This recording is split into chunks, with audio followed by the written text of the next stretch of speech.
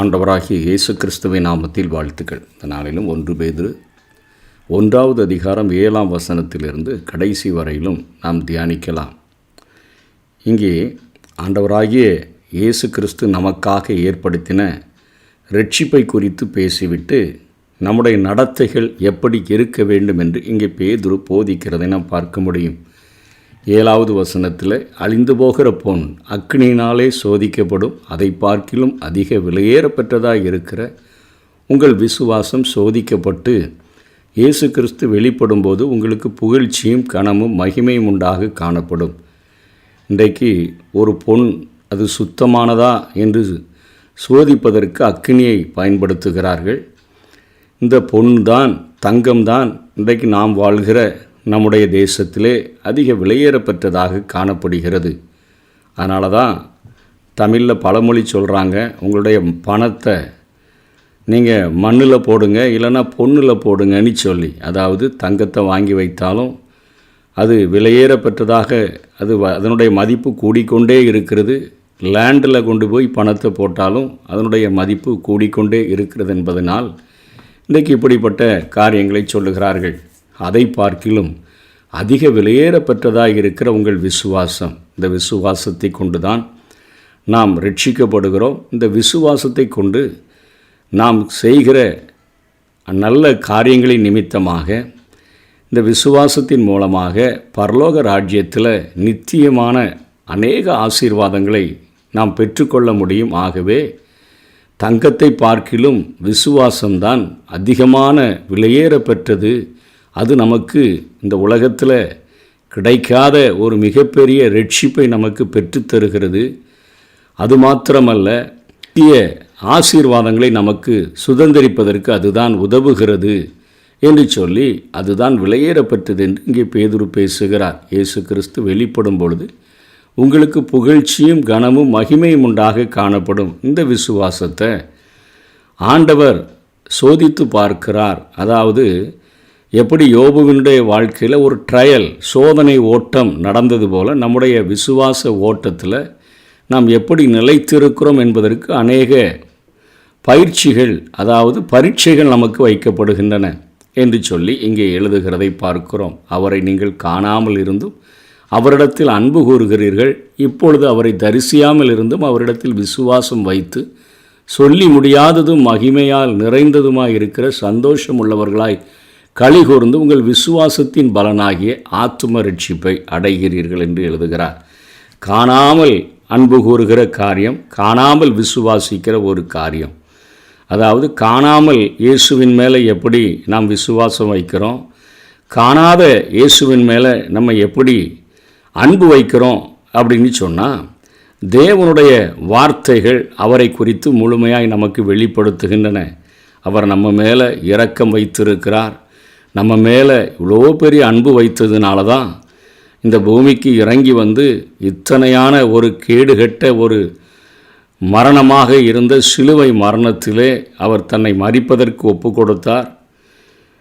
தேவன் தன்னுடைய ஒரே பேரான குமாரனை விசுவாசிக்கிறவன் எவனோ அவன் கெட்டுப்போகாமல் நித்திய ஜீவனை அடையும்படிக்கு அவரை தந்தருளி, இயேசுவையே தந்தருளி இவ்வளவாய் உலகத்தில் அன்பு கூர்ந்தார். நாம் பாவிகளாய் இருக்கையில், நாம் துரோகிகளாய் இருக்கையில் நமக்காக அன்பு கூர்ந்த இயேசு கிறிஸ்து, நமக்காக அன்பு கூர்ந்த பிதாவானவர், நம்மை நல்ல மணவாட்டியாக பரிசுத்த அலங்காரம் செய்கிற பரிசுத்த ஆவியானவர், இப்படிப்பட்ட காரியங்களை தேவனுடைய வார்த்தையின் மூலமாக நாம் கேள்விப்படும் பொழுது அதை விசுவாசிக்கிற அந்த நேரத்தில் பிதாவாகிய தேவன் மேலேயும் கர்த்தராகிய இயேசு கிறிஸ்துவின் மேலேயும் பரிசுத்த ஆவியானவர் மேலேயும் நமக்கு அன்பு பெருகக்கூடியதாக இருக்கிறது.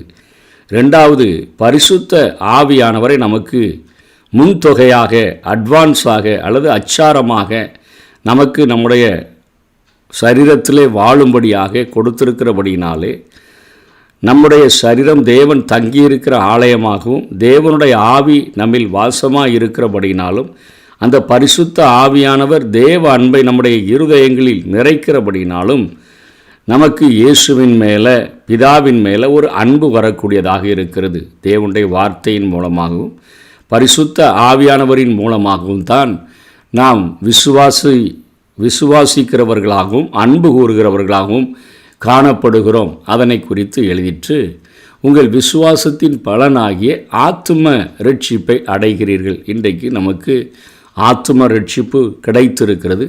ஆண்டவராகிய இயேசு கிறிஸ்து பிரசன்னமாகும் பொழுது முழுமையான ரட்சிப்பை நாம் அடைந்து அவரோடு கூட நாம் என்றென்றைக்கும் இருக்கிறவர்களாக காணப்படுவோம். ஆகவே உங்களுக்கு உண்டான கிருபையை குறித்து தீர்க்க தரிசனம் சொன்ன தீர்க்கதரிசிகள் இந்த ரட்சிப்பை குறித்து கருத்தாய் ஆராய்ந்து பரிசோதனை பண்ணினார்கள். தங்களிலுள்ள கிறிஸ்துவின் ஆவியானவர் கிறிஸ்துவுக்கு உண்டாகும் பாடுகளையும் அவைகளுக்கு பின்வரும் மகிமைகளையும் முன்னறிவித்த போது இன்ன காலத்தை குறித்தார் என்பதையும் அந்த காலத்தின் விசேஷம் என்னது என்பதையும் ஆராய்ந்தார்கள். தங்கள் நிமித்தமல்ல, நமது நிமித்தமே இவைகளை தெரிவித்தார்கள் என்று அவர்களுக்கு வெளியாக்கப்பட்டது. இது எதை சொல்லுகிறார்? சங்கீதக்காரனாகிய தாவீது சங்கீதம் 22 இயேசு கிறிஸ்துவினுடைய பாடுகளை குறித்து அவர் எழுதி வைத்திருக்கிறார். ஒரு ராஜாதான் ஆடுகளின் பின்பாக இருந்த அவரை எடுத்து ஆண்டவர் தன்னுடைய ஜனங்களை ஆளும்படியாக ஒரு மிகப்பெரிய ஒரு பொற்கால ஆட்சியை தரக்கூடிய மன்னனாக ஏற்படுத்தியிருந்த போதிலும் அவர் அந்தி சந்தி மதியான வேளைகளில் அவர் படுக்கையில் ராஜாமங்கள்லாம் ஆண்டவரை தியானித்து அவர் மேலே அன்பு வைக்கிறவராக இருந்தபடினால பின்னாட்களில் நமக்கு கொடுக்க போகிற அந்த தேவனுடைய ரட்சிப்பின் திட்டத்தை, அந்த ரட்சிப்பின் திட்டத்தில் இயேசு கிறிஸ்து எத்தனையாய் பாடுபடுவார் என்கிற காரியத்தை அவருக்கு வெளிப்படுத்தினபடினாலே அவர் நமது நிமித்தமாக அவர் இயேசு அவருடைய நாட்களில் இயேசு இந்த பூமிக்கு மேசியாவாக வரப்போகிறதில்லை, அவர் சிலுவை மரணத்தில் மரிக்க போகிறதில்லை. நமது நிமித்தமே அந்த பாடுகள் அவருக்கு வெளிப்படுத்தப்பட்டு அவர் அதை எழுதி வைத்திருக்கிறார். அதே போல் ஏசாயா தன்னுடைய 53வது அத்தியாயத்தில் அவர் இயேசு கிறிஸ்துவின் பாடுகளை விவரித்திருக்கிறதை பார்க்கிறோம். ஏசாயா 54 மகிமையை குறித்து பேசியிருக்கிறதை பார்க்கிறோம். அதைத்தான் இங்கே பேதுரு குறிப்பிடுகிறார். அதாவது கிறிஸ்துவுக்கு உண்டாகும் பாடுகளையும் அவைகளுக்கு பின்வரும் மகிமைகளையும் முன்னறிவித்த போது, இப்படி தீர்க்கதரிசிகளுக்கு கிறிஸ்துவின் பாடுகளையும் மகிமையையும் முன்னறிவித்தார். அது அவர்களுக்கு பிரயோஜனமாக இருப்பதற்கு அல்ல, தங்கள் நிமித்தமல்ல, நமது நிமித்தமே இவைகளை தெரிவித்தார்கள் என்று அவர்களுக்கு வெளியாக்கப்பட்டது. அவங்க அதை ஆராய்ச்சி பண்ணி பார்க்குறாங்க, இது எந்த காலத்தில் நடக்கும், இன்ன காலத்தை ஆண்டவர் குறித்திருக்கிறார், இந்த காலத்தின் விசேஷம் என்ன என்பதெல்லாம் ஆராய்ச்சி பார்த்தாங்க. ஆனால் இன்றைக்கு நம்முடைய நாட்களிலே இவைகள் சுவிசேஷமாக பரிசுத்த ஆவியினால் உங்களுக்கு அறிவிக்கப்பட்டு வருகிறது. இந்த சுவிசேஷம் அறிவிக்கிற காரியங்களை உற்று பார்ப்பதற்கு தேவதூதர்களும் ஆசையாக இருக்கிறார்கள். கிறிஸ்து பிரசங்கிக்கப்படுகிறத, ஆத்தும ரட்சிப்பு உண்டாகிறத, ஜனங்கள் மனம் திரும்புகிற காரியங்களை பார்க்கும் பொழுது அதனை பார்ப்பதற்கு தேவதூதர்களும் ஆசையாக இருக்கிறார்கள் என்று பேதுரு எழுதுகிறார். அதுக்கப்புறம் நம்முடைய நடத்தைகள் எப்படி இருக்க வேண்டும் என்று 13 25 வரையிலும் இங்கே பேதுரு சொல்லிக் கொடுக்கிறார். மனதின் அறையை கட்டி கொண்டு, மனம் ஒரு குரங்கு என்று மனிதன் சொல்லுகிறான். அது மரத்திற்கு மரம் குரங்கு தாவுகிறது போல மனமும் அது அலைவாயக்கூடியதாக காணப்படுகிறது. ஆகவே எப்படி இடுப்பில் நம்முடைய பேண்ட் நிற்பதற்கு ஒரு அரைக்கச்சையை கட்டி அதை நாம் சரி செய்கிறோமோ, அதே போல் நம்முடைய மனதை கட்டுப்பாட்டிற்குள் வைத்திருக்க வேண்டும். மனதின் அறையை கட்டி கொண்டு அலைவாகின்ற மனதை ஒரு நிலைப்படுத்தி ஆண்டவருடைய அந்த பிரசன்னத்துக்கு நேராக ஒவ்வொரு நாளும் கொண்டு வருகிறவர்களாக, ஆண்டவருடைய வசனத்தை தியானித்து அதற்கு கீழ்ப்படுகிறவர்களாக வாழ வேண்டும் என்று எழுதுகிறார். தெளிந்த புத்தி, அதாவது இந்த உலகத்தின் ஞானத்தினால் உலகத்தின் காரியங்களை புரிந்து கொள்ள முடியும். பரிசுத்த ஆவியானவர் நமக்கு தருகிற ஞானத்தினால்தான் இன்றைக்கு ஆண்டவர் நமக்கென்று உண்டு பண்ணி வைத்திருக்கிற ஆசீர்வாதங்களை நம்முடைய கண்கள் காணலை, காதுகள் கேட்கலை, இருதயத்தில் அவைகள் இன்னும் தோன்றவும் இல்லை. ஆனால் ஆவியானவர் அவைகளை நமக்கு வெளிப்படுத்துகிறார். தேவனுடைய ஆழங்களையும் அவர் நமக்கு வெளிப்படுத்துகிறார். ஆகவே இது நிமித்தமாக நமக்கு ஒரு தெளிந்த புத்தி கிடைக்கிறது. அதற்கு பிரயாசப்பட வேண்டும் என்று எழுதுகிறார். கிருபையின் மேலே பூரண நம்பிக்கை. நம்ம இந்த உலகத்திலிருந்து தேவன் பிரித்தெடுத்து பரிசுத்த ஆவியானவர் கைகளில் கொடுத்து இயேசு கிறிஸ்துவின் இரத்தத்தினால் கழுவி நம்மை பரிசுத்தப்படுத்தி எஜமானனாகிய இயேசுவினுடைய அந்த வார்த்தைகளுக்கு நாம் கீழ்ப்படிந்து நடக்கவும், அவர் நமக்கு ஏற்படுத்தின அந்த மீட்பை பெற்று அனுபவிக்கவும் அந்த கிருபையின் மேலே ஒரு பூரண நம்பிக்கை உள்ளவர்களாக நம்ம எப்பொழுதும் இருக்கணும் அப்படின்னு சொல்லுகிறார். அறியாமையில் நடந்த அந்த இச்சைகள் இனி வேண்டாம். முதல்ல இயேசுவை அறிகிறதற்கு முன்பாக மனம் போன போக்கில், மனம் ஒரு குரங்கென்று சொல்லப்படுகிற மனம் தாவுகிற அந்த காரியத்தில் நம்முடைய மாம்சம் எதெல்லாம் வேணும்னு கேட்டதோ அப்படிப்பட்ட இச்சைகளை செய்த நம்ம இனிமேல் அதில் செய்யக்கூடாது. அது அறியாமையில் செய்தோம், ஆண்டவருக்கு அது பிடிக்காது. ஆகவே கீழ்ப்படுகிற பிள்ளைகளாக நாம் வசனங்களுக்கு கீழ்ப்படிந்து எஜமானனாகிய இயேசு கிறிஸ்து போதித்த கற்பனைகளுக்கு கீழ்ப்படிந்து வாழ வேண்டும் என்று பேசுகிறார். ஏனென்றால் அழைத்தவர், நம்மை வேறுபிரித்தவர் பரிசுத்தராக இருக்கிறார். ஆகவே நம்ம பரிசுத்தமாக இருக்கணும் அப்படின்னு சொல்லுகிறார். பட்சபாதம் இல்லாமல் நியாயம் தீர்க்கிறவருக்கு பயத்துடனே நீங்கள் நடந்து கொள்ள வேண்டும். அதாவது இந்த உலகத்தில் வேணால் இன்றைக்கு சட்டத்தின் ஓட்டைகளை பயன்படுத்தி பெரியவர்கள் தப்பி விடுகிறார்கள், பணக்காரர்கள் தப்பி விடுகிறார்கள். ஆனால் நியாயம் தீர்க்கிற ஒருவர் இருக்கிறார். அவர் பட்சபாதம் இல்லாமல் நியாயம் தீர்க்கிறவர். அவர் சர்வலோக நியாயாதிபதியாக இருக்கிறார். அவரிடத்தில் பணம் காசெல்லாம் கொடுத்து நீதியை விலைக்கு வாங்க முடியாது.